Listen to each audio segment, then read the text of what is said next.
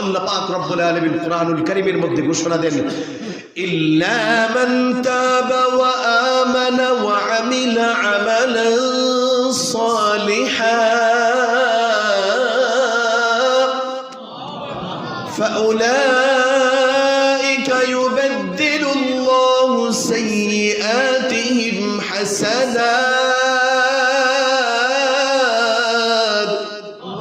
ওয়া কানা আল্লাহু গফুরার রহিমা।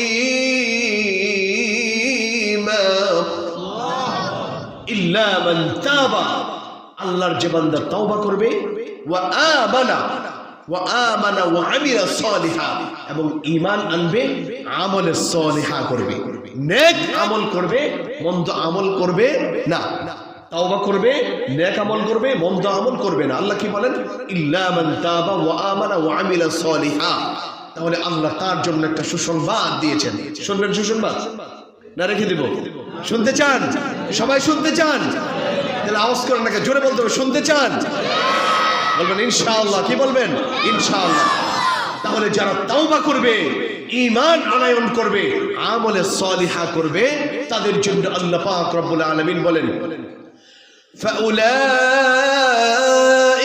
ইউবাদদিলুল্লাহু সাইয়্যাতিহিম হাসানাত। আওয়াজ তো কম, জোরে বলুন আল্লাহু আকবার।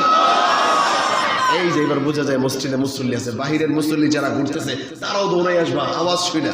এরকম আওয়াজ দিতে হবে, ভরপুর থাকবে নাকি গণ। তাহলে সুসংবাদটা দিয়ে দিলাম যে তাওবা করবে, ঈমান আনয়ন করবে, নেক আমল করবে।